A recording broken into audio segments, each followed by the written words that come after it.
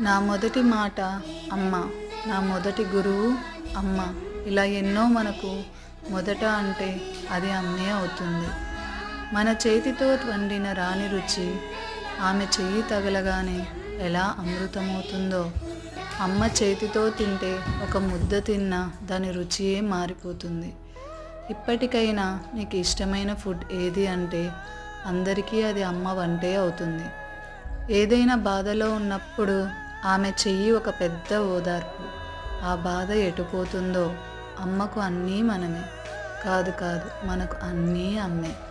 Love you మా.